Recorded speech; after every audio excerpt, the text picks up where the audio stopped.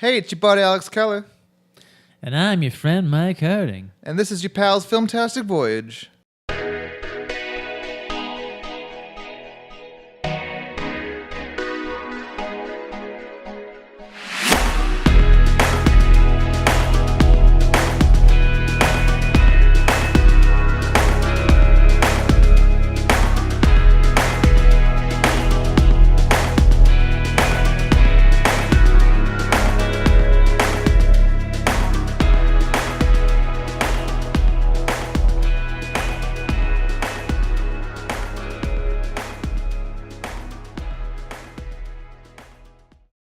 Hey, Mike.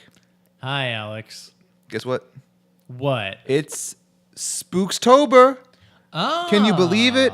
It's scary in here. I mean, it was probably October last time the episode came out, but we weren't living in October last episode.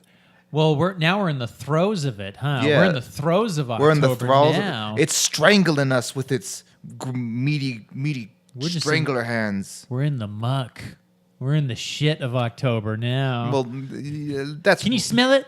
Smell it. That's rude. October is one of the top 3 months of the year. Top 3, no yes. way. Oh, what are you talking about? It's like October and November 3. and December, for whatever reason, are the best months of the year. Everyone knows that. Well, December is the best month because December has the most holiday days off, and it's got Christmas. And it's got the coolest birthdays. Yeah, it's got the coolest we're birthdays. Both December people. Slap hands.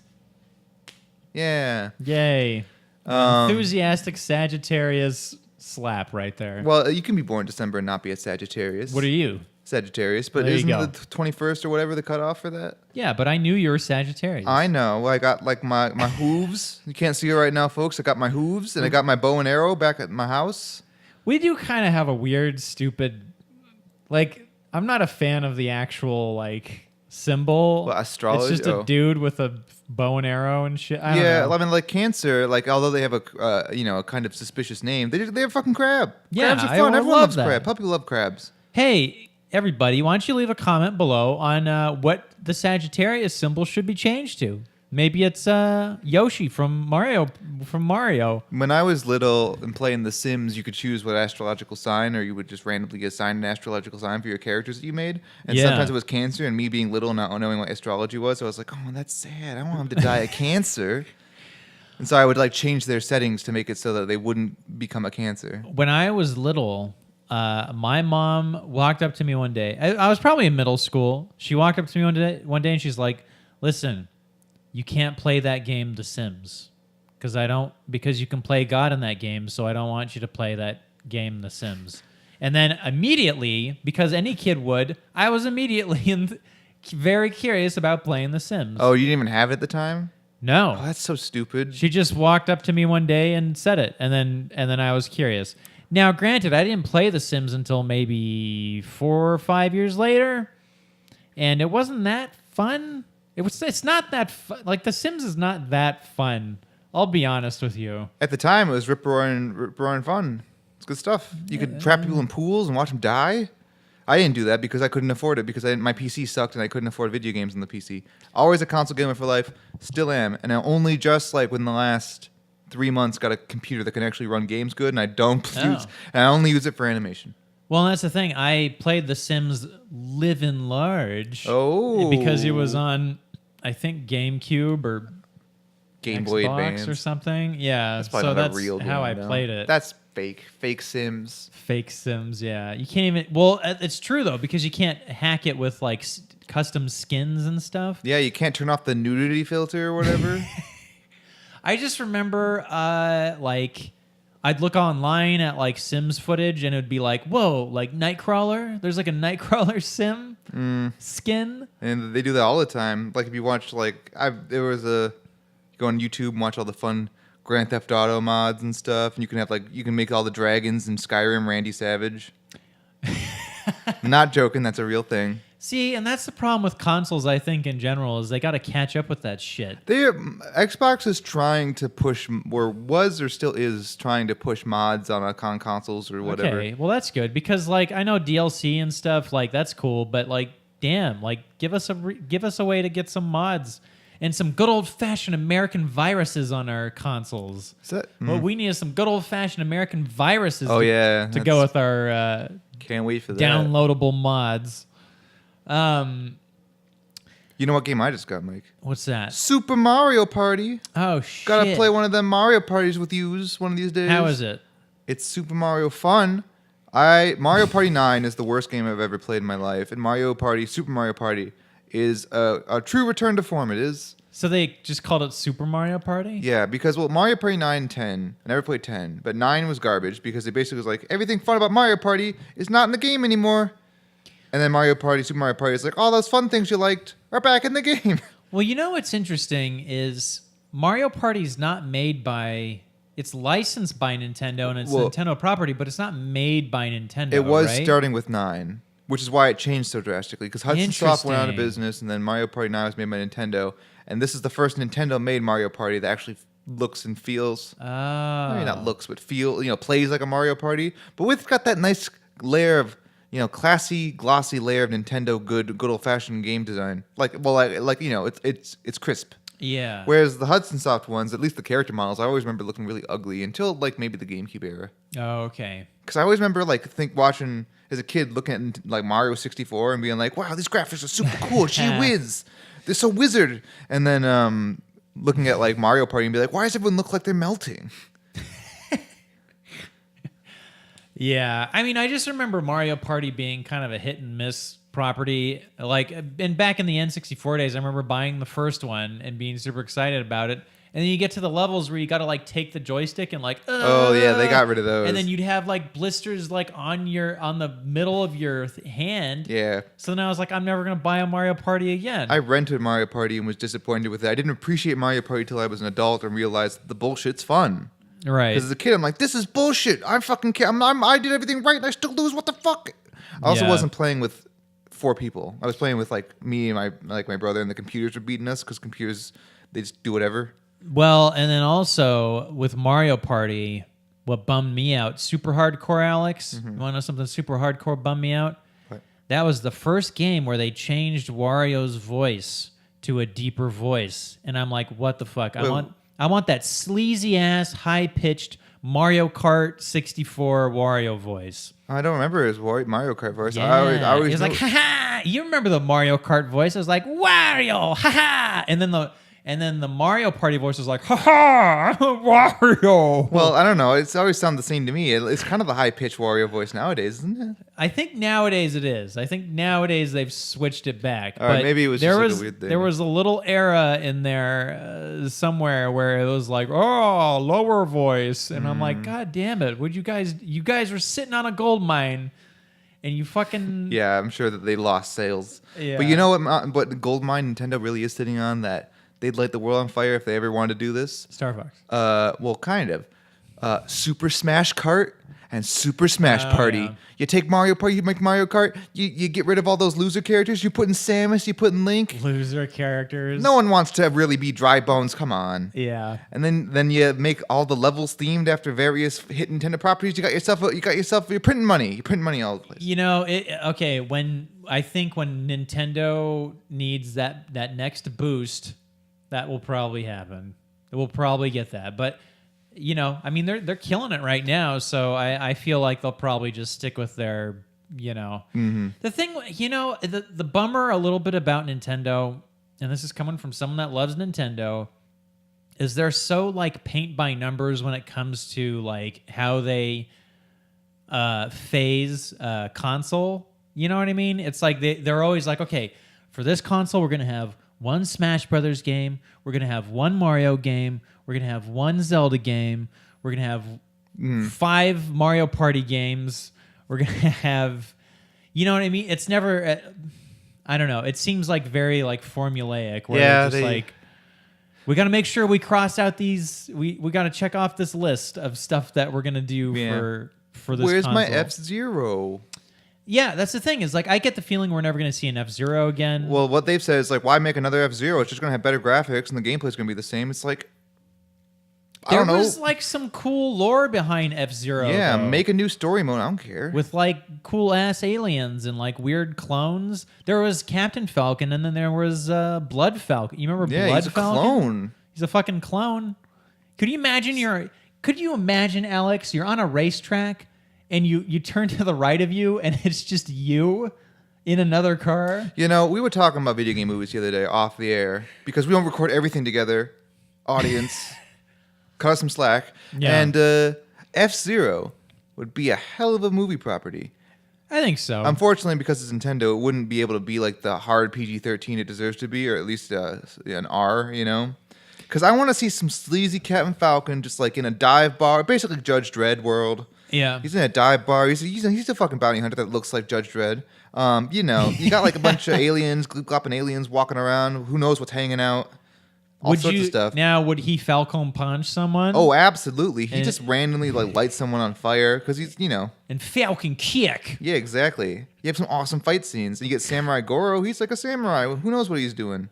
Yeah.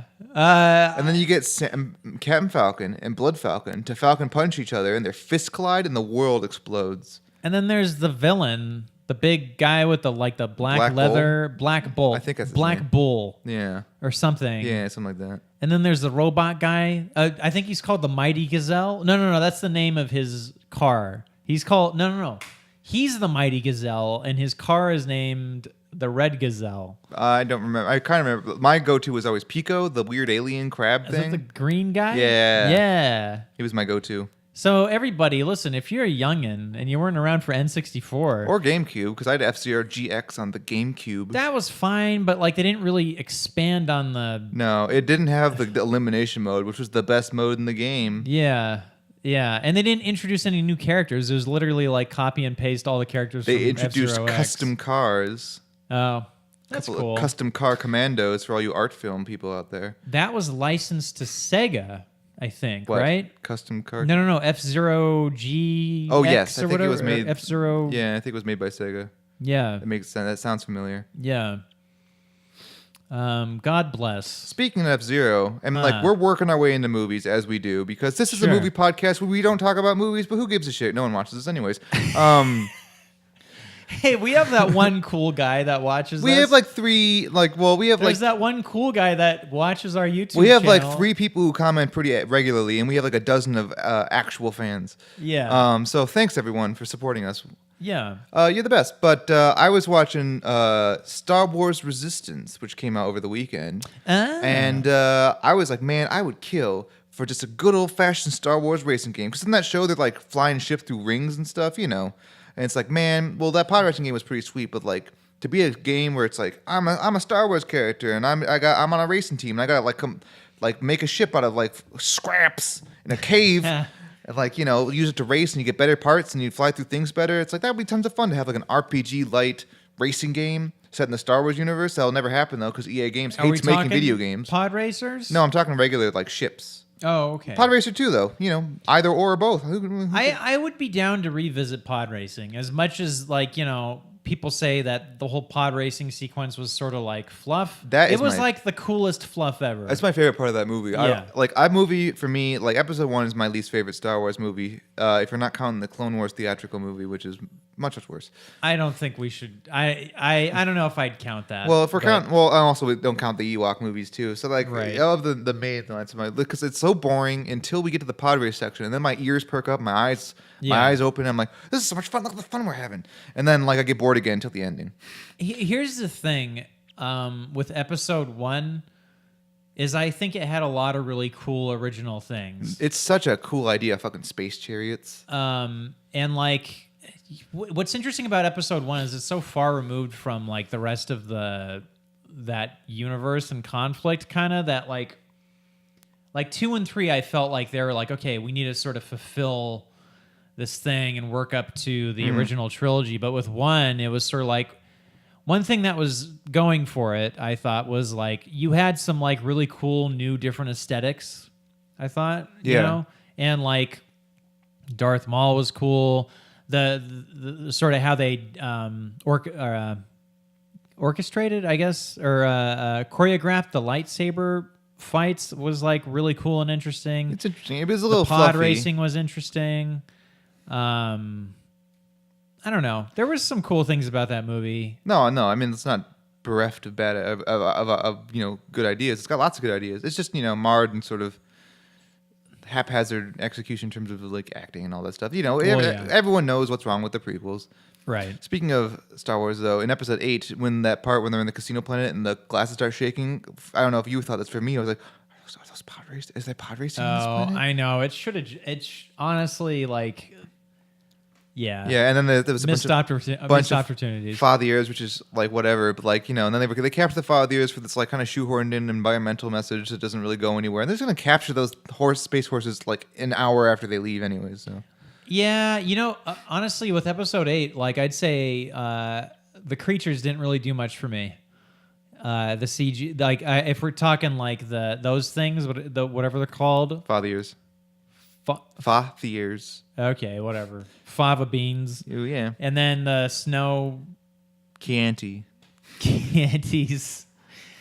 I don't know. I don't know. Just I guess it didn't really do much for me in that movie, but.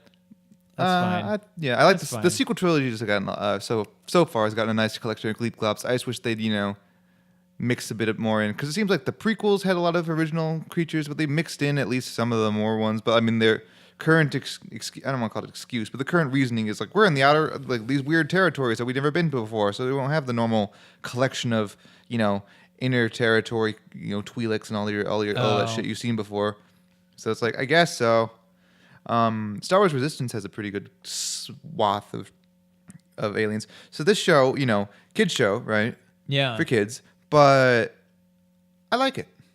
Right on. It's still it's pretty kiddie, at least in terms of like the humor and animations, more kiddie than the other shows for sure. Yeah. But the characters are more immediately likable, I feel, except for the main character who kind of sucks, and I'll get to that in a second.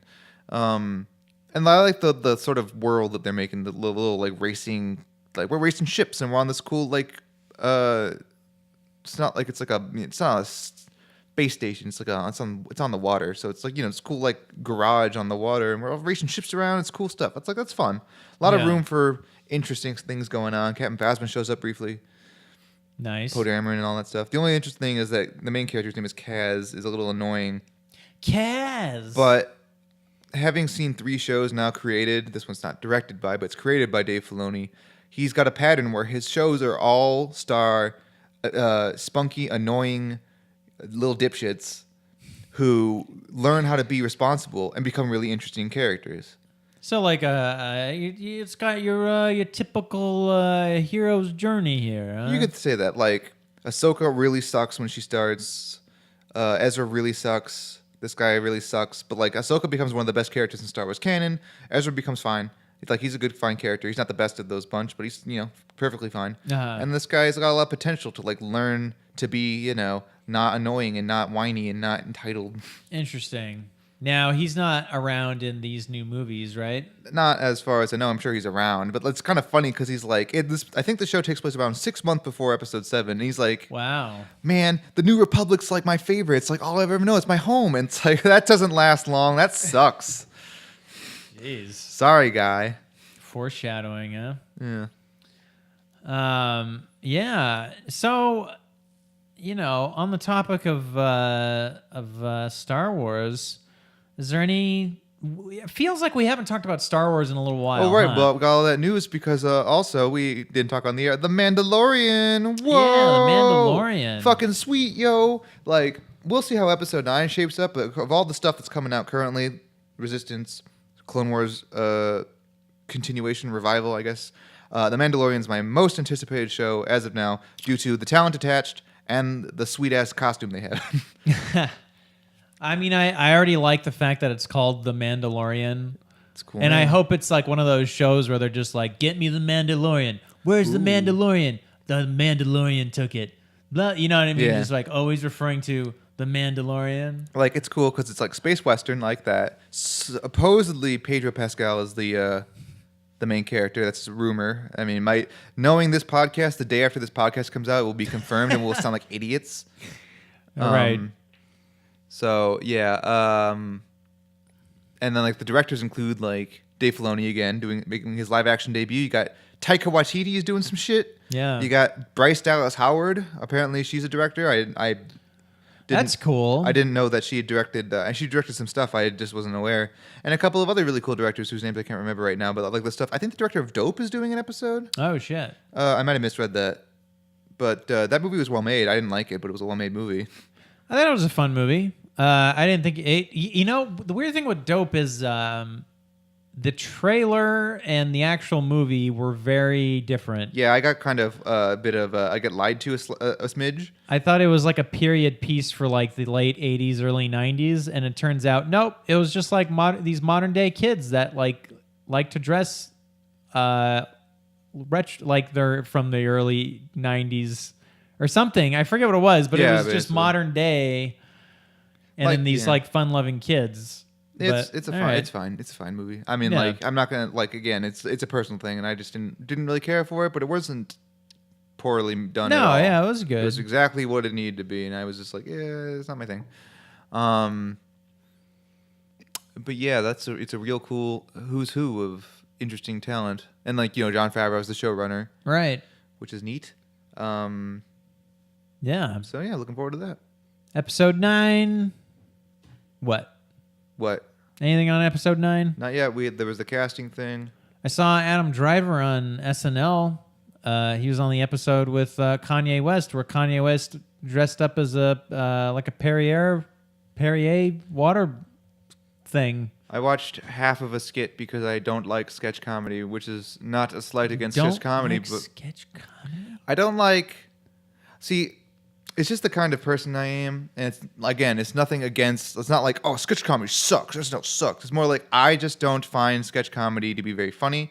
In the same way, I don't find comedians to be very funny, because it's just because it's like, I mean, comedians are funny, but like the way I feel like as an audience member in a comedian shows, and I've been to a good number, I'm just like, eh.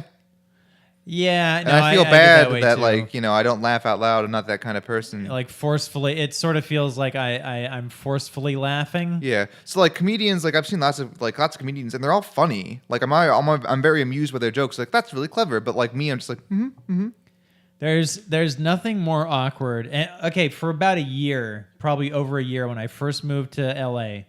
And I still go every once in a while, but I would frequent this comedy show called The Junk Show with host David Huntsberger. Hey, David Huntsberger, cool guy. You rock. But my friend and I would always insist on sitting in the first row. He would insist, or you would insist? I guess we both would, because here's the thing. I knew him from college, and in college, every class we had, we just immediately would be like, okay, we got to be front and center, right? So that way the professors notice us and all this other shit, right? So then we just got into the habit of always doing this, of always going front and center. Oh, Sensei, notice me, Sensei. Yeah, and then so, the problem is like, okay, you'd go up there and like some comedians were really funny and I'd laugh. And then some comedians were not that great. And then I wouldn't laugh. And then they would notice and then they would get mad at me. Or they'd pick on me, and I'm just like, damn, this is what I get for sitting in the front row of a comedy show. So let's just say nowadays when I go back, I don't sit in the front row. Yeah, also, for any of you comedians out there, pointing at someone being like, why aren't you laughing, bud? It's not you're digging yourself a hole. There's nothing funny about being called out for not laughing. I would love to go to a comedy show and for someone to do that to me, and then just to have the courage for one night to be like, you know what? Give me the mic, and then just steal the mic from them. What's the deal with airline? What's the deal with airline peanuts? Exactly. Yeah, Alex, if you were to do a comedy show, let's say someone asked you to do like a tight 5. You know what a tight 5 is? I do. It's a tight 5 minutes of comedy. Yeah. What would you put in your set? Well, I'm not giving away my best bits. I'd probably just talk about like Fred Flintstone a lot. I mean, like, the problem is I can't talk about movies because they're not really relatable, so I'd have to think of something funny. Movies are not relatable? I mean, like, not the way I use them. It's like, hey, guys, do you ever see that, like, really, like, not obscure, but it's like, oh, like, this joke would only, like, people who like this movie a lot would get because it's not really funny to anyone else. You've seen commoner movies. No, I'm not saying like obscure movies. I'm just saying like, make a joke about fucking some Star Wars character that like nobody gives a fuck about. And it's funny to me because it's like, oh, I got the high ground. Everyone's like, like three people in the background are like, ha ha ha ha ha. Yeah, but then they would be obligated to laugh. Sort of like how I was at that comedy show. Anyways, speaking of hilarious movies, I've seen some fun, funny, maybe unintentionally funny, but also intentionally funny movies lately. Yeah, Mike. Since last we spoke, I've seen a whole bevy of movies. What? A bevy? It's a word. I've never heard anyone say bevy once in my your entire fault. life. A bevy. It's your fault for being so uncultured. Here's the thing. That word and all its synonyms are like the best. Like cornucopia? Cornucopia, miasma, Ooh, that's a myriad, plethora. Like, hot damn. That's like just the best. Those are some... That's like a... if I was to bite into that, it would be like the most nutritious word ever. Anyways. Because there's so much of it. Yes. It's a group of it. A whole group. A smattering. A smattering. Yeah. A schmear. A good schmear. You said a wath? A swath. A swath. So I don't know. I mean, I know we've both seen 2 movies in theaters at least since our last taping. Yeah, and they're not really mini-sode episodes, but no. We'll just talk about that. them in passing. I guess we could just talk about both of them right now. Sure, and just why say not? spoilers from now on. Sorry, Why not? everyone. Spoilers, but hey, these are like September, October movies, so like, who gives a fuck? Well, first of all, it's like nothing to spoil in like the second movie, if we're going chronological. In the first movie, no one cares. Well, here's the thing: you're gonna have to walk me through that first movie because I was in and out of falling asleep with that movie. So the first movie that we didn't see together, we saw separate, right? But we just happened to see in the same time period was that the Eli Roth's master of horror, Eli Roth's, a house with a bunch of clocks on the walls or whatever. Wall clocks. Wall clocks. So this movie, I will say, off the top, love the art style. Man, I was like watching that movie. I was like, oh man, I love it. I love the art direction. That movie was impeccable. It was so great. Yeah. So the movie, I thought the movie was like one step shy of being like a really great movie that lived up to the sort of 80s, 90s kid horror movies that clearly inspired it. Sort of like how Goosebumps was. Kind of like how Goosebumps actually was. I thought Goosebumps actually had that because made that mantle of we're talking, especially if we're talking Jack Black movies. Definitely got that mantle. I thought the only thing like I would change is like, and it's hard to say like. Only having seen it, you could probably make it like do like a polish pass on the script, like a punch up the jokes, like take a joke out here, put a joke here, maybe take out a lot of the fart jokes, just kind of make it a little more, stronger. I don't know, and that's a personal preference, obviously, but I think you can do that. And I will say, so I really like Colin McLaughlin and Jack Black and Cate Blanchett. I thought they're all great. There's one actor in the movie though that I thought was a little out of their depth, but I won't say any more about that. Oh, okay. Because I don't want to besmirch nobody on this show. This show's not for besmirching; it's only for praising. So, okay, I need you to fill in some of these gaps for me because I especially towards the end I fell asleep for this, and this is what sucks, everybody. Okay, I went to the theater. It was like around 10. I went up to the concession area. I'm like, may I have a coffee? Because I knew I'd need a coffee to stay awake. And they're like, oh, sorry. I mean, those poor folks have to go home. Sorry, we don't have any coffee. I'm like, God damn it. If there's any time to have coffee, it's late at night. You know what I mean? Like, no one needs coffee at like 4 in the afternoon. Well, maybe 4 in the afternoon. But like, especially, I think there should be some coffee at night. Right? So then I go in the movie without any coffee and I just struggle through this movie for the rest of the night. So, okay, this kid goes he gets adopted by his uncle. Yeah, because his parents die in a car accident or whatever. And long story short, his uncle's like, check it out, man. I'm a warlock.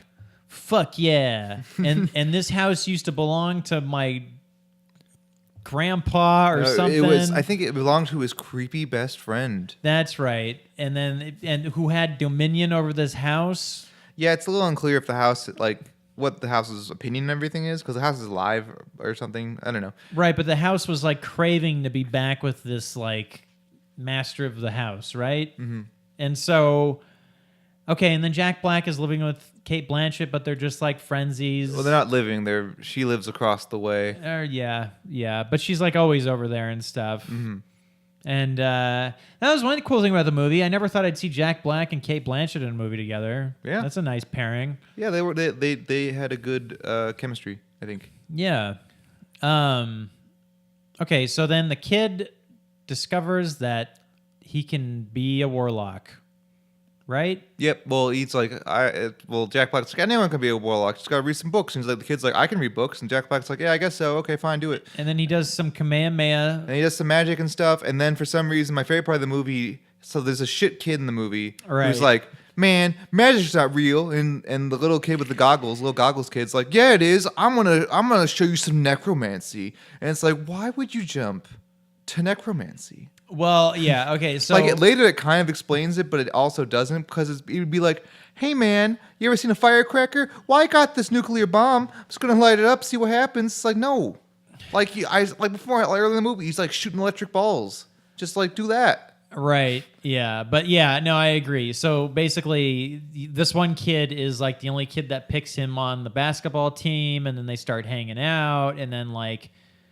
They vote the kid to be class president, but then that kid decides he's going to go off with the cool kids now. Well, it's mostly, he was always a piece of shit. It's just because his arm was broken. He couldn't hang out with his other piece of shit friends who didn't want to hang out with him. Okay. Basically, it was a big circle jerk of pieces of shit. So this kid's walking away to hang out with the cool kids, but then this other kid's like the necromancy kid.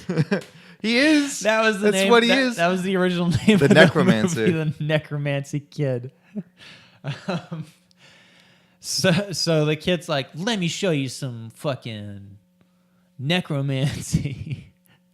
And it all goes awry. So then they open this secret closet, and there's like a scary book. And also, then Jack Black, do a better job of locking your closets. Come on, man. And then put the key in the closet next to the closet. They recite something. Blood. Right. It's a blood ritual, and then Kyle MacLachlan, comes out of his grave. Yeah, and he's all spooky. I liked how the movie didn't shy away from the spooky. I don't know if you were awake, but there's a flashback where it's like, I was hanging in the woods, and I was hanging out with Azathoth, like Prince of the Damned, and like he's like a creepy old dude. He's like the fucking guy from behind the diner in Mulholland Drive. Yeah. It's like ooh, spooky. It's kind of where things get hazy for me. I mean, I remember the next part being like the kid runs to the woman across the street, and she's like, "Oh, okay," and she comes over to the house, but then the old dead guy shows up, and then him and then the lady from across the street start making out in front of these kids. She was drinking the polyjuice potion the whole time. And then what? Oh, that's right. Yeah, she was disguised. She was secretly his wife. And then this is where I completely black out, and because this is apparently maybe the last act of the movie where like Jack Black turns into a baby, which I totally missed. Horrifying. But anyway, so what happens? I guess I'll just run through the movie. Full spoilers for the third act of this movie. Everyone, sorry. The kid gets locked in a cage or whatever, and then like the guy has his whole parlor scene. And he's like, "This is my evil plan. I'm going to rewind the world till everyone's dead." Wow. And it's like, okay, I missed that. Okay, and then Jack Black and Kate Blanchett's like, "I can use magic again because I have the motivation." And then she like does some cool shit and saves people. And then they get kicked out of the house by a bunch of puppets. Nice. And pumpkins. And then they kind of regroup. The kid does some really weird, annoying magic stuff to find out the location of the clock on the walls. Oh. Which they find. And then they kind of regroup. They go back in the house. It's kind of weird because apparently Kate Blanchett's character is a Holocaust survivor. And then she gasses a bunch of puppets to death. Oh, which is like, that's kind of weird if you think about it. Yeah. Jesus. And then she fights a big snake, which is William Snakespeare, which is my favorite character in the movie. Yeah, I missed all that. And they go and they find the big clock on the walls, and then Kyle MacLachlan is like, "You can't do it. It's too late." And he zaps Jack Black into a baby, but it's like a baby with Jack Black's human-sized head. It's horrifying. It's also all CG, so it looks uncanny to begin with. It's creepier than it. It's Right. the creepiest thing you'll ever see this year. And then he's just like wandering around something, and the kid's like, here, I don't know, like what I'm gonna do, my genius plan, which is not like, it's like what I was thinking. It's like a normal non-magic human. Is like, I'm gonna take my magic 8-ball, I'm gonna shove it in the gears and just throw shit into all these gears and see what happens. And then he does, and then it stops because there's shit between the gears and everything goes to shit. Oh, it's all a metaphor. And all explodes. I guess so. But like me watching the movie is like, just throw shit in the gears. Just like it's like a big open pit of gears. Just throw something in there. Well, no, because the 8-ball was a symbol for his parents. Yeah, like this and sad he had kind to of let sibling. go. Let go. Yeah, I don't He had to know. let go of his parents, Alex. Yeah, and then everything goes back to normal, and Jack Black's not human or whatever. Right, and that's when I woke up, when Jack Black was like, had a shirt off, and I'm like, why, Jack Black has a shirt off in here, and then anyways. Yeah, and then everyone's happy ever after. Like everyone's a cool. They're not like like Jack Black and like Kate Blanchett, not like a couple, but like they're like hanging out. They have like a magical act together. The kid's still annoying, and he's like, I don't give a fuck about being popular. I'm gonna hang out with this girl who draws bugs, and that's like it. Oh right, yeah. Here's this person that wanted to be his friend the whole movie, and he just. It's like she didn't exist. Like she'd say something to him, and he'd just like run past her. It was great. You knew someone like that. What's that? I think you used to work with someone like that. Did I? I mean, I'm sure there's been a few people. I remember you telling me stories. We won't get into it. Okay, weird. Anyways, so you ever watch a movie, and this is not a slight against the actor. I want to preface that. But you ever watch a movie and think like, see a kid that's getting bullied and like, he deserves it. Yes. Because this is one of those kids. It's like same with the kid from the Neverending Story. It's like you're just a weirdo. Like it's like there's like artsy misunderstood types, and there's just get like, come on, kid, get with it. And like I'm a jerk, and I shouldn't be thinking that, but I do. Well, here's the problem. I think with kid actors, I think it's really hard for a kid to kind of like grasp exactly what. Like the level of self-awareness you should have when like playing a part, or, you know what I mean? Like, it's like, okay, someone writes a kid into a movie and they're like, you know what? We're going to make this kid a really good kid. He's like a really good kid, but he's picked on and stuff. Gotta save that cat. What's that? Gotta save that cat. Gotta save that cat. But like if you make, if it's just like a kid that's annoying, playing the kid that's supposed to be good, then... Well, what are you I like with? in the movie how the bully kid, when he's trying to be kind of nice at the very beginning, is like, hey, kid, why don't you take off those goggles? Because no one's going to like you if you wear goggles because you're weird. And he's like, nah. Yeah. It's like, well, don't complain about it. You're doing this to yourself. I mean, if we're talking like, listen, if they're, okay, the Academy Awards should have best kid. No, it shouldn't. I'm going to stop you. Best I'm going to kid- stop you right there. Best kid of the year. Best kid actor of the year. This is Nickelodeon's Kids' Choice Awards can have that award. Nobody else can. No. The Oscars. There should be an Oscar for the best kid of the year. Yeah, and like, who should it? Who it should be for 2018? Charles Wallace. Well, it depends. How Charles Wallace was acting circles around this kid. All right. Well, there's also Room from The Predator, and how young are we talking? Because would Shuri from Black Panther be considered kid? No. Okay, she's that's too a old. Grown. She's a teenager, so it doesn't count. I but guess. still, no. I'd say it has to be under. It has to be pre-teen. Okay. It has to be like pre. I don't know. Charles Wallace, Like- I guess. There's a little girl from Winnie the Pooh. I'm trying to think of major kid roles this year. Let's say 12 and younger. Yeah, no. That seems to be the. I'd say that'd be the threshold. Charles Wallace, all the way. There's a little girl who was a clone in Jurassic World. I think she should get not the Razzie. That's mean. No, But that role didn't make any sense. it's not her fault though. She did the best she could. She could cry in command. Yeah. Yeah. I think of all the actors, all the kids that we mentioned this year, they all did really good stuff. Well, sure. I mean, kids are doing their best. Hey, I've never acted. All right. So like, kids are already more successful than I am at that. Shit. I mean, Of those group, I can think of like one kid who was like, but I want to again. I'm gonna leave it vague so no one gets hurt. There you go. Well, for all our young audience out there, you keep acting, all right? There should be a Best Dog Actor award also while we're at it. This was not really a year for dogs, though. There was the dog from The Predator. The The other dog, the dog that shows up to get then the slappy dog. He's a big slappy dog. I don't know. I'm trying to think of other dogs and things. I would have been so bummed out. Like, it seemed for a minute there that they were going to kill that dog in that movie, The Predator, and I would have been so bummed out. I watched a movie recently that has some stone cold dog murder in it, but we'll get to that later. Probably next episode. Probably next episode, everyone. Jeez. Maybe this. Yeah, next episode. Stone cold dog murder. Jeez. Yeah.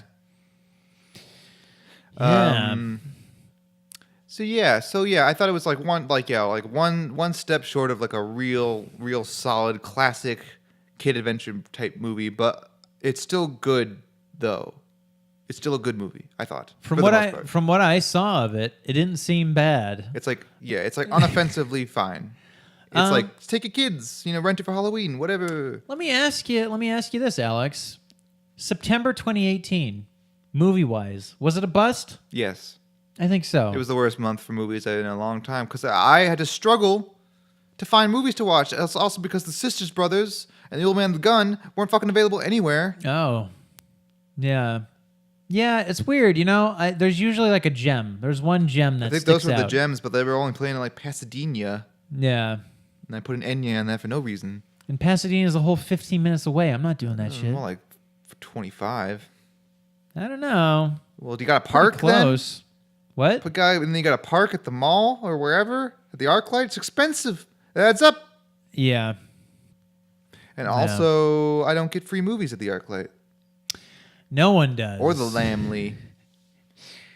Lamley's worth it, man. No, they're both worth it. Lamley. I just don't, well, yeah, me too. But I don't get no free movies there. Well, I don't like how they don't got assigned seats. I used to be so anti-assigned seats until I hate it. Until they invented the self-checkout monitors, then I was so for it. But before they did that, I had to go up to the people and be like, "Hi, I'd like to go see this movie at 11 in the morning." They're like, "Okay, pick your seat." I'm like, "Just let me sit anywhere. I don't give a shit." And then I had to be like, "Fine, but now, then a year later, they invented like, here, just go up to the thing and push a button. And I was like, whatever, I'm totally fine. And now I do it on my fucking phone. Listen, I'm still not for it. And I'll tell you why, What's Alex. Wrong? Why? With the assigned seating. With the assigned seating, it stresses me out. Not on my own behalf, but what will happen is like, okay, me and whoever's going, we'll go in. We'll sit down in our assigned seats, and two things happen. One of them being now everybody shows up during previews because they have their assigned seats. And so you're sitting there watching trailers, and just people are fucking pouring in as the trailers are playing. And for me, I'm like, God damn it. If there was no assigned seating, they would have been here earlier. Mm. And then second thing, that stresses, and this really stresses me out. I'll be watching people in front of me walking up to other people and being like, "Oh, actually, you're in my seat, right?" Mm. So then those people will move out of the seats and they'll just sit down in someone else's assigned seat. And then those people will come in and they'll be like, "Oh, actually, you're in my assigned seat." And then these people will get up again and probably move to somewhere else not an assigned seat. It's not your problem. So and there's no reason to get stressed out over these fucking people. And B, those people are dickheads. But it stresses me out. I don't know what it is. It just stresses me out. I don't know. Sometimes it depends because usually it's like that you see someone's in your seat and you know they're clearly not supposed to be there. Like, hey, piece of shit. Get the fuck out of my seat. I paid to be here. You go sit in the back. And then they go like, and they like shuffle away. Yeah. I mean, like, obviously I don't say it like that, but like, that's what I feel in my heart sometimes. Sometimes, but usually it's like, "Oh, sorry, excuse me. I think I'm sitting there." And they're like, "Oh, shoot. This is row M. Oh, I thought it was okay. Oh, I'm sorry." That happens occasionally, more often than the other one, I guess. Or maybe it's more, it doesn't matter. That rarely happens to me anyways. Yeah. The only thing about the assigned seating that's become problematic recently is like, I find is that we get like, you and I both now have the AMC A-list, which is apparently a big success, which is great because I love it. Yeah. But you can't, like, now we have to, like, I can't just buy a bunch of tickets and being reimbursed because you get free movies. So I had to like call you and then be like, okay, get K16 ready now. And then we have to both do it at the same time. 3, 2, 1. So like that's a little annoying, but that's our issue.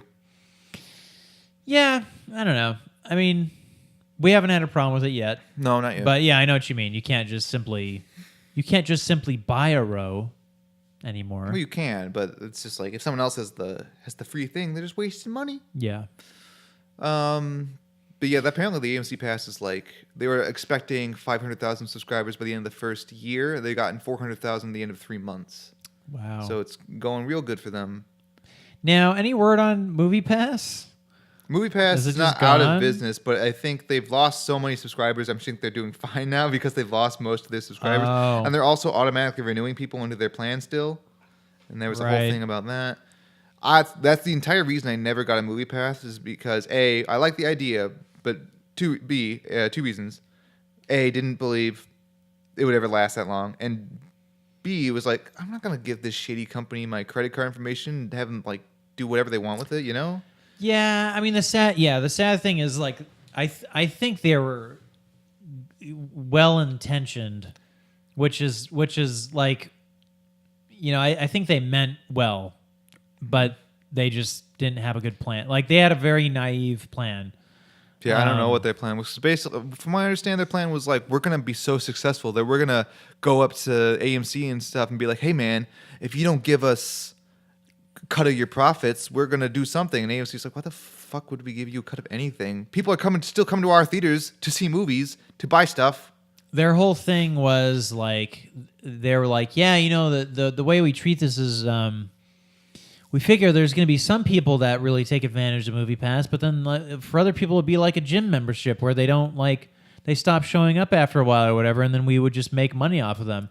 And that's like fundamentally flawed because like the movies and the gym are they're completely different activities. things. And also when you charge enough to lose money off of essentially one ticket, you see one movie a month and you're already in the red. Yeah. Like, you know, depending on where you live, of course, but in LA, you know, you see one movie, that's it. You've lost $6.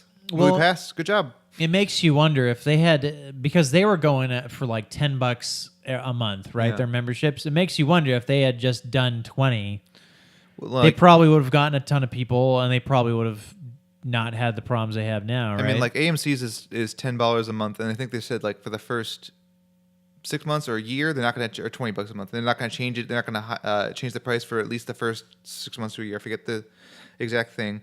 Even if it was 30 though, I'd still do it because it's still 2 free movies a month. Maybe.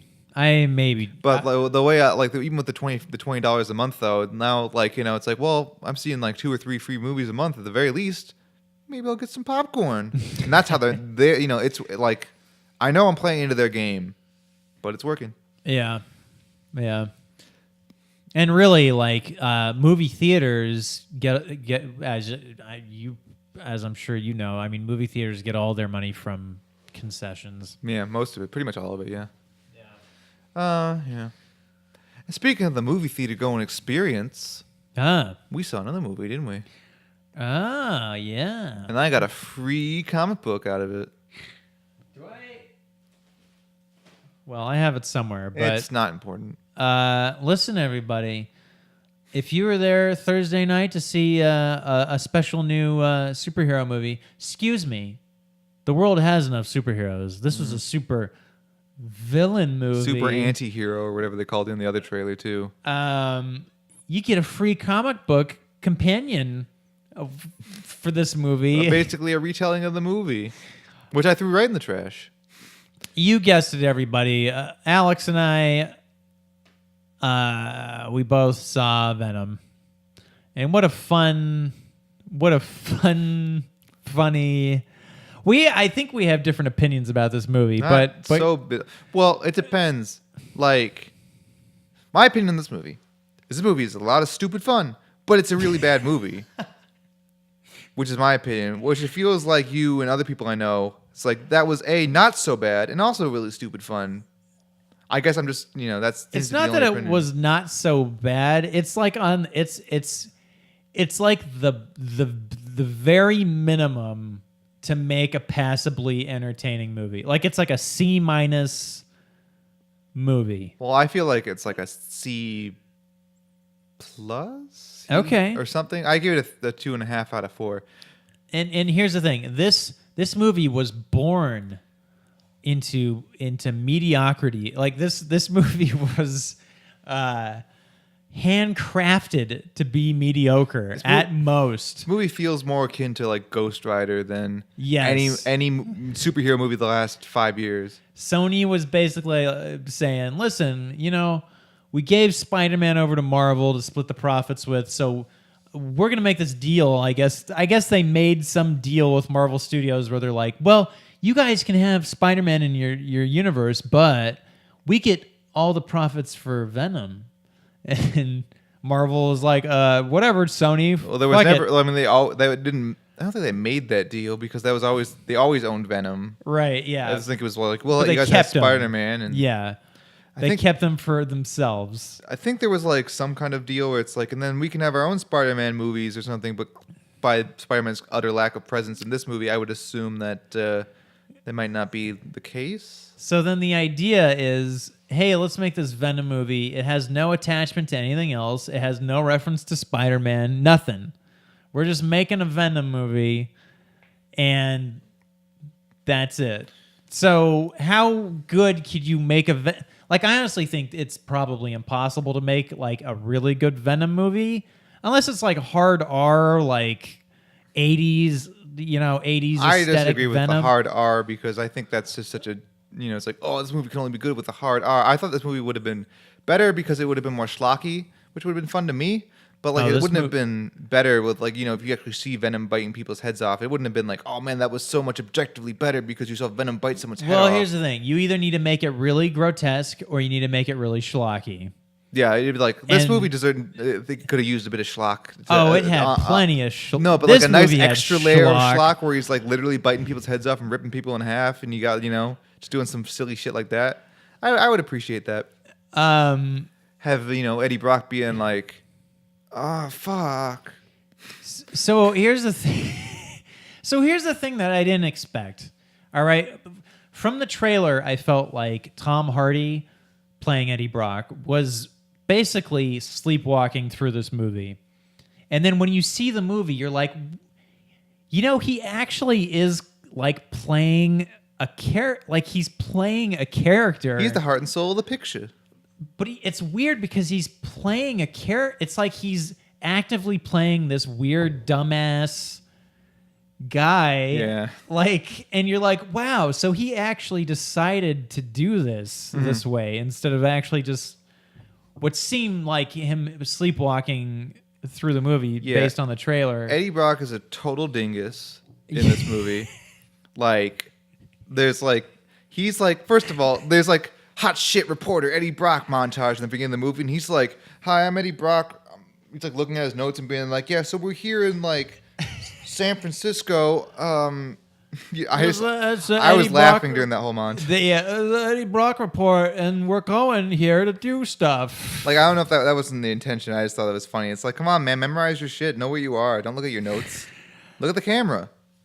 And then he's like, oh man, this is going to be great. I'm going to go and I'm going to accuse this rich guy of stuff that I have no proof of. Right, yeah. He has and I legally proof. can't prove, and even if I do have proof of it, I legally can't say anything because that's, against lots of laws, I guess, or something, Well, and it's all going to work out in my favor, I guess. And then he gets totally fired, and his ex fiance gets totally fired. And it's like, well, good job, guy, you did it. It's because he somehow knew the password to his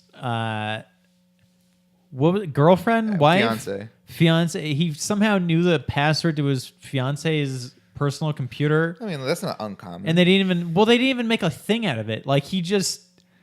Like, it was password protected, and he just, like, boop, and then, like... Yeah, well, I also like how, fucking reporter genius Eddie Brock was, like, looking over his shoulder, like, oh, she can't notice. but she's gonna see that the email got clicked on. Right. Yeah. And then also, and then he reported what was in her email. And then, anyways, so. It's like, good job. Like, how could you, like, where would that possibly leak from? Either way, like, it's hard to feel bad for him when it was clearly his fault. But, like, the movie doesn't really ask you to, though, which is kind of nice.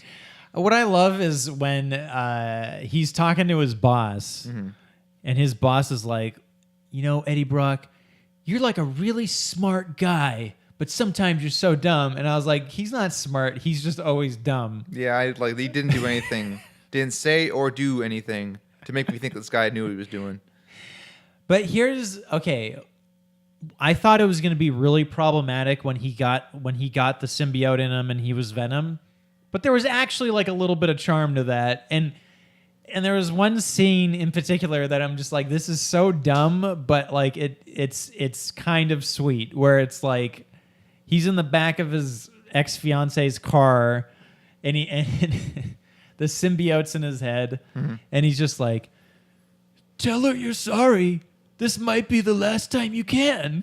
And I'm just like, what? I like when Venom shows up, the movie picks up. Like the first half hour is like boring and just like whatever. But then the second Venom shows up and they start having their little rat-tat-tat each other. It gets fun. Great. I think it's like the movie The Mask. Yeah, exactly. It's like The Mask, except if The Mask talked. Yeah. Yeah, there's some good stuff going on with that. I really liked the Venom character. I like how it's like, Eddie Brock, you're a stupid piece of shit. You suck. But then later in the movie, my favorite motivation for any character ever is like, well, on Symbiote Planet, I'm kind of a dumb piece of shit too. So, but here I'm like super cool. So. Right. Oh man. Which is a great motivation to stick around. Because honestly, like if you were like, we're regularly human, and you go to some planet where you can like, everyone's like 3 feet tall, and you can like jump in the air and like kick over buildings or whatever. You're like, yeah, I'm gonna stick around here. Yeah. Yeah. And like, everything else was, I mean, again, like this movie is sort of just mediocre in a lot of ways, right? Mm-hmm. Like the main villain, the symbiote, Riot sucks. Basically looked like Venom, except a little bit lighter. And that was it. Like it was two blobs fighting each other. Like the third act was just two blobs fighting each other. And you're like, which one's which? Yeah. I don't even know. I like Michelle Williams. She had more to do than nothing, which is good.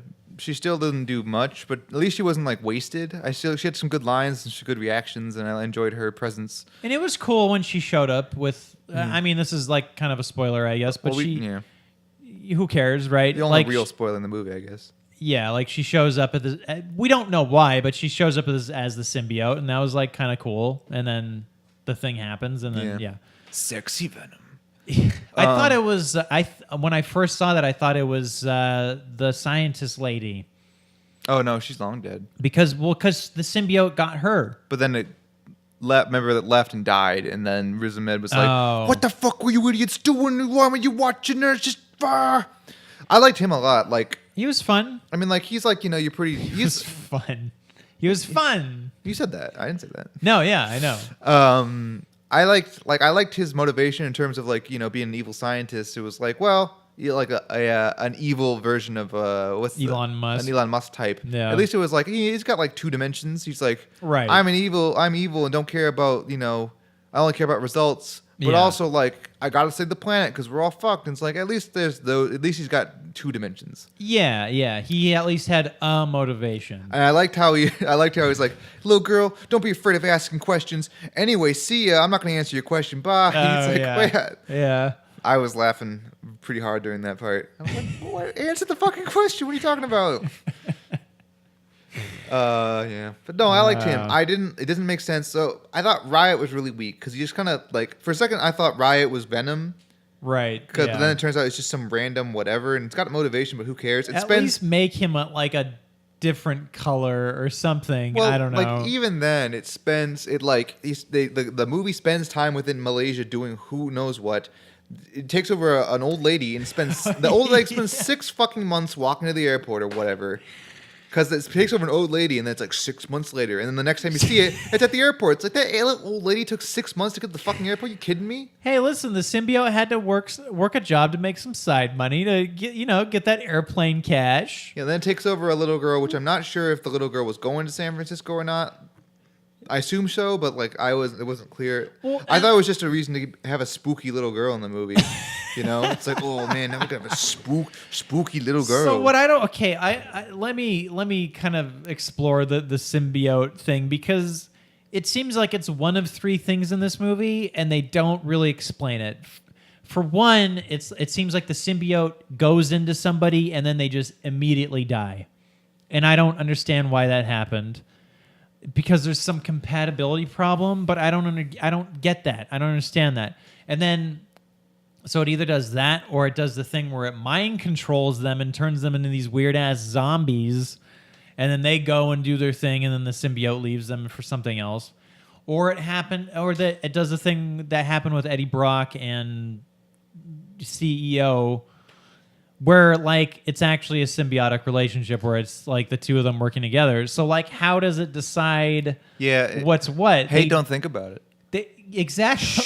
Like they don't say though. Like I don't understand. I don't know. I just wish Riot was like, sure, it establishes a ticking time clock, which is what you want in your movies, but I wish Riot was like, you knew what the hell he wanted and what his motivation was the whole time, or like just like the movie has like a pretty okay villain with Carlton Drake or whatever his name was, but like Carnage just shows up at the end like, ta-da, here I am, something to fight. All right. Right, yeah. I don't like it in movies when like, the final boss of the movie is different than the villain for the rest of the movie, Well, yeah, and that's... Unless it was like the villain himself. Like the thing about Riot is that Carlton Drake, or I think that's his name, never goes up to a symbiote like, okay, man, you and me, we're in this together. Take me. It's just like a random happenstance, and it's like, oh look, I have Venom powers now. Ooh, isn't that sweet? Like he doesn't do that on his own volition. Unlike Jeff Bridges in Iron Man, he's like, I made this big Iron Man suit, and now I'm Ironmonger. Look at that. Like it's a little more. Even to the point.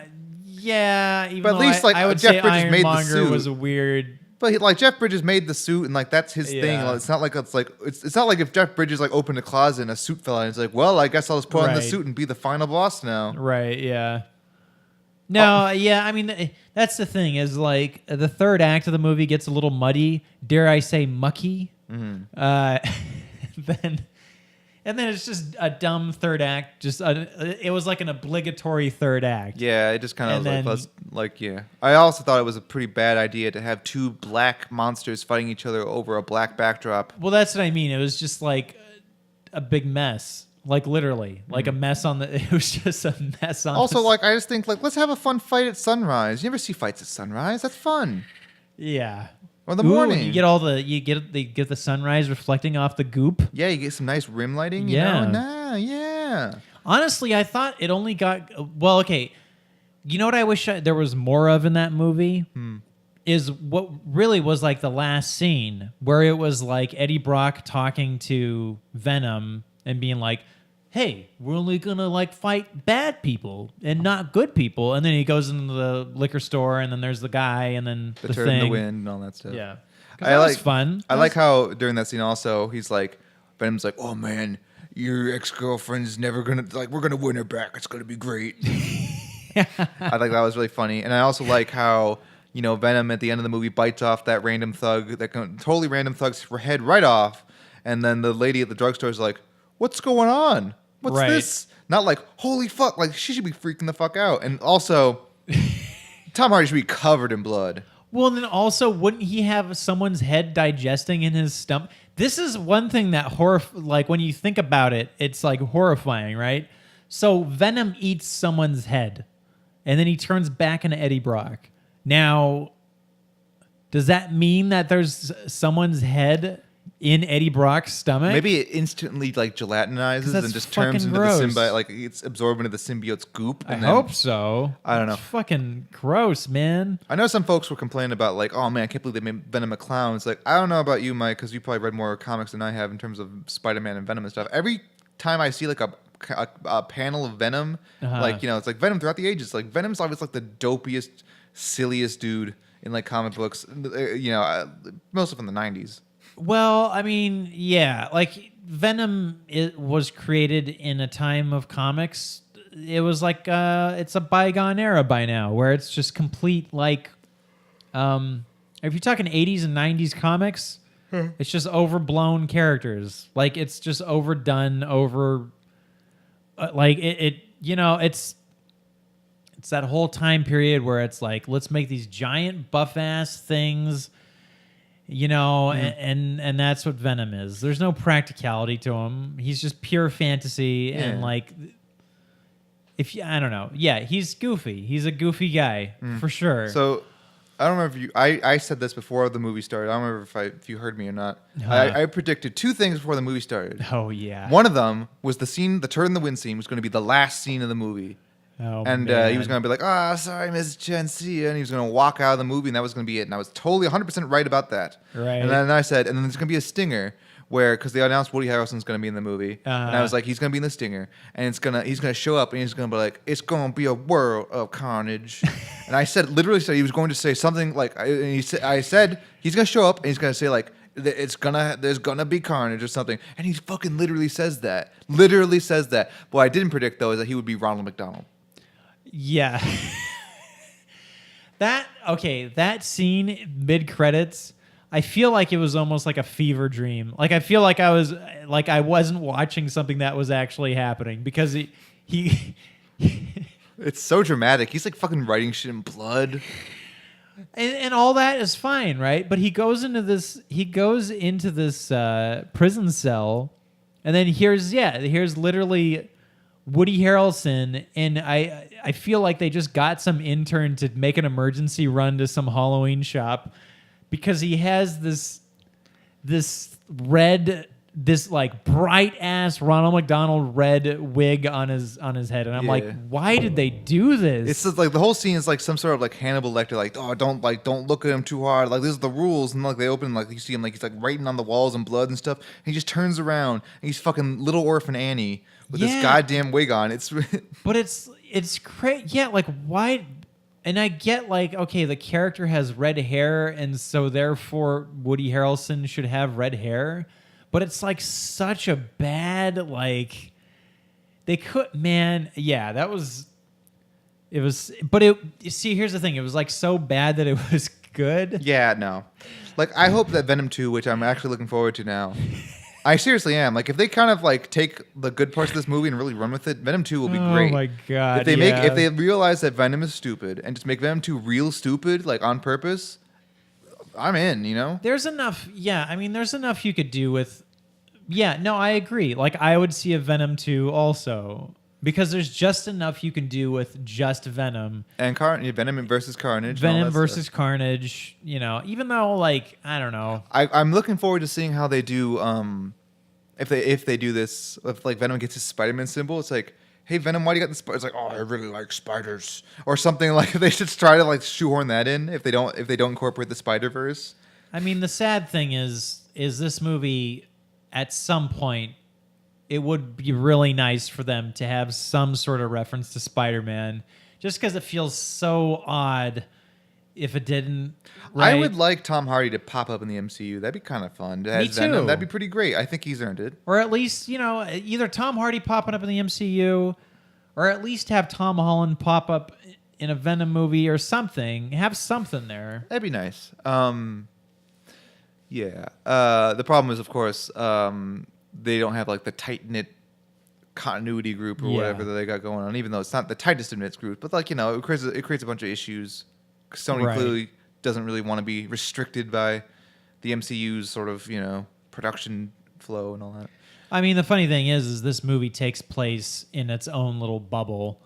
Like, you could have this movie be a part of the MCU with not a problem, right? Mm-hmm. And I mean, the funny thing is, the only thing I think you would risk crossing over with is fucking Ant-Man. Yeah. But even then, like, not really. Mm-hmm. Yeah. Now, the only thing about the movie that really disappointed me Huh. was the after the credits super second stinger, which was just Oh, a yeah. full fucking scene of the new Spider-Man animated movie, which Uh. I find that to be kind of offensive when you put essentially a commercial, and not like a specifically film for the movie commercial, but a literal scene from another movie commercial at the end of your movie as a stinger. It annoys me because it's lazy, and it annoys me because I don't like watching clips of movies I want to see before they come out. Well, you know what? And it feels like one of those things that they do because they're like, see, guys, like, you know, we can do superhero stuff too. Like, hey, come on, see, like, we're good, right? You know, like, it's like, you know what it reminds me of? It reminds me of when I saw Amazing Spider-Man 2, which was awful. Mm-hmm. But at the end of that, they're like, hey, we're putting in like 5 minutes of X-Men Days of Future Past in here. Was that really happening? Yeah, that happened. Right. That was the worst. It was the whole, and it's funny because it's the scene where like the people go in to get the mutants out of Vietnam, but like they cut a ton out of the scene, and so then when you see it again in Days of Future Past, it actually makes sense as opposed to when you see it. But that's a Fox property. What was it doing a Sony movie? I think it was something where Sony and Fox were like, "Hey, we gotta like do something." Wasn't the stinger for the Amazing Spider-Man 2 is like, we're going to play a song and then you use your like special app that we made that lets you, see what songs are, and we'll take you to a website where you can look at something Sinister Six. Is that really? I think so. And it was just like, just do things the normal way. Well, Stop trying to be so hip. But there was a mid-credit stinger for Amazing Spider-Man 2. Or no, maybe it was just the last scene of the movie where they're like, hey, we're doing a Sinister Six movie next time. And it was like fucking that poor little David Bowie kid. Oh, yeah. Whatever, Dane DeHaan. Yeah. It was Dane DeHaan being like... Valerian, man. Yeah, of Dane DeHaan of Valerian fame, talking about how he wants to recruit people. Yeah. They're making the David Bowie movie. They're making that Freddie Mercury movie and the Elton John movie. Well, I want to make a David Bowie movie. Just do it. British Hollywood. I don't get it either. They made a David Bowie movie called Velvet Goldmine. Yeah, but it wasn't good or whatever. You didn't see that? it wasn't good. You remember you telling me about that. Did you see the trailer for Rocket Man? No. It looks like Bohemian Rhapsody with a healthy dose of fantasy, which looks fun. Wow. With Ansel Elgort, or whatever his name is. Right? Or is it Taron Egerton? Who knows? They all have the same name. I can never remember anyone's name. Well, I'll rush out to see both those movies, and I get the feeling, give it like another few years, and there's gonna be a fucking bomb-ass David Bowie movie.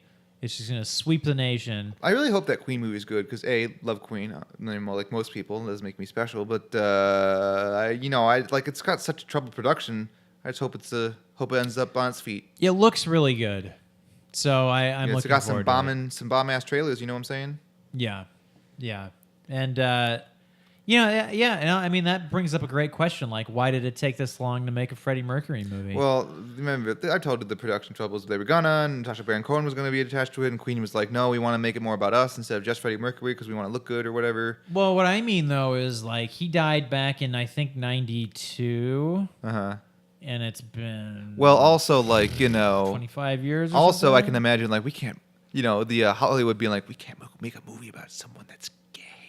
Oh, right. That I 100% bet that was that would be a big factor as to why they wouldn't make a movie like that. Right. Yeah. Until now. And then still waiting on that. I mean, I guess I'm not waiting on a Kurt Cobain movie, but I mean, there was Philadelphia and that kind of stuff, but still, it was a different time. Right. Yeah. But yeah, it was The Doors though. It's good. Was it really? I haven't seen it. It was good. It was fine. It's your typical biopic, Where's the official Beatles movie? Oh, who knows if that will happen? That'd be fun to see though. Seems like a hard movie to make. A hard day's night to make. I guess because mostly the career spans such a long period. You'd have to just pick the White Album sessions, and you could probably have enough for a movie right there.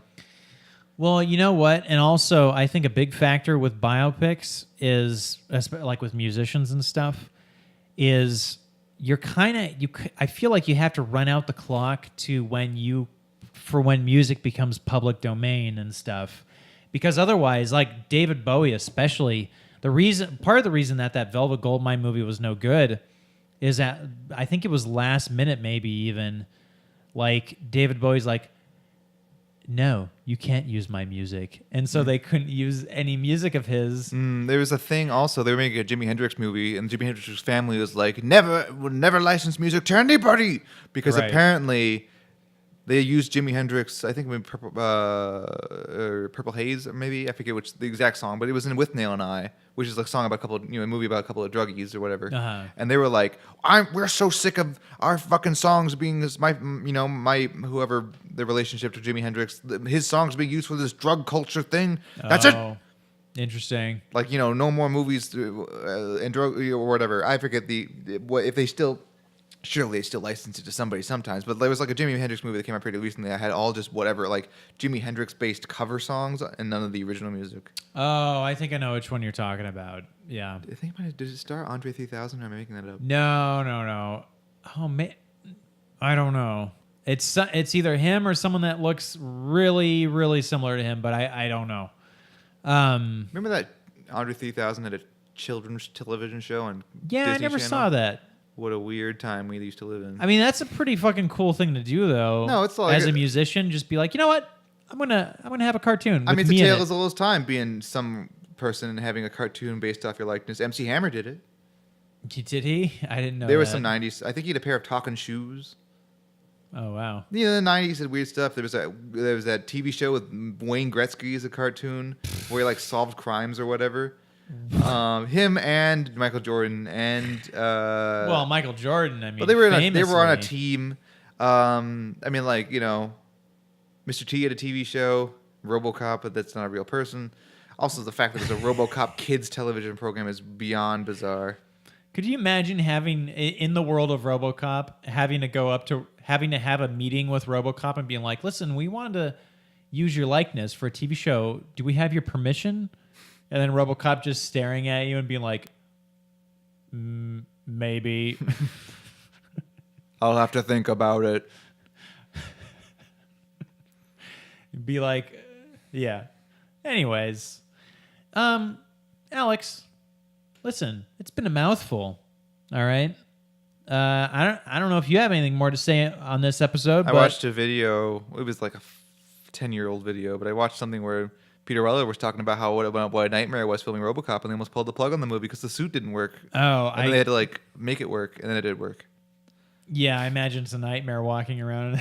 Well, because apparently he practiced a completely different style of moving as RoboCop, and then they put the outfit on. Like he's just like, what the fuck is this? I can't move at all. And so they had to like spend a whole weekend like reworking the whole character essentially, like in terms of the way it moved. Wow. And like strip the suit of anything that wasn't necessary and stuff, and like eventually they got to work and. Orion or whoever made the movie was quite pleased. I just bought that movie on Blu-ray. Well, you know what? I have that movie too. I haven't watched it in a long time. What, the reboot? I'm just kidding. No, fuck the reboot. Never saw it.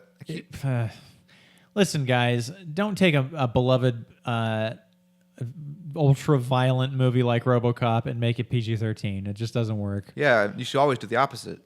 Yeah. That's why I wanted that Ghostbusters reboot to be hard R. Hey, you know what, ghosts? Fuck you. And the ghosts are all like, their entrails are all spilling all over the place. Oh man, yeah. When they're capturing, but no, there's like zombie ghosts. They're sucking them up, it's like the intestine getting sucked through the ghost body, and then the lungs and the it's like that gross. scene in fucking Halo 4 where those people got fizzled. You played Halo 4 with me that one time. I don't know. That's the first thing that came to mind.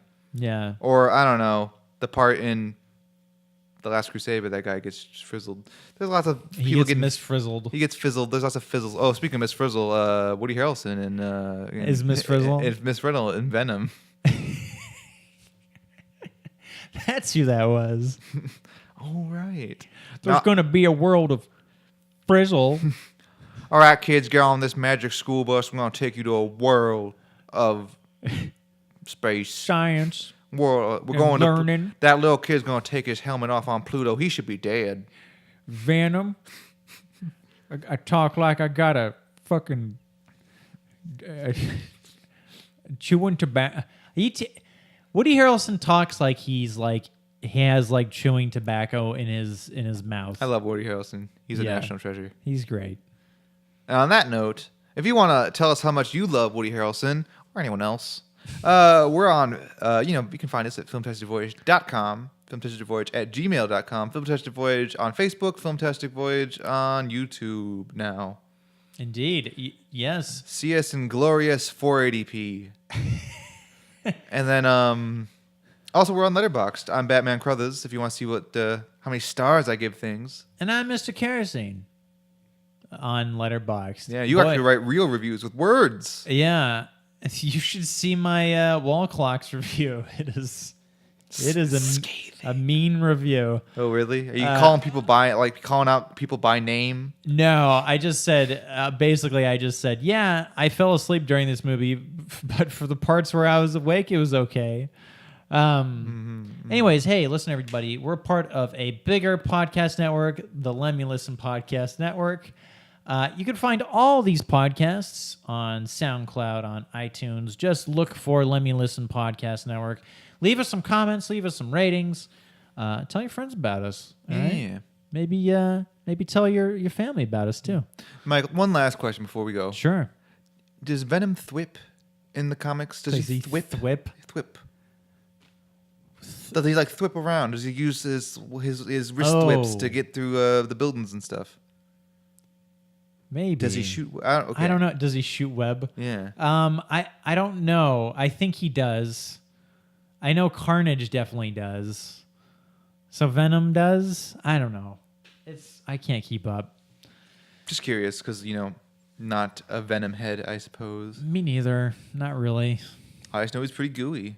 He's gooey, yes. He's very gooey. Anyways, see you next week. Good night. Unless it's day. Don't be so presumptuous.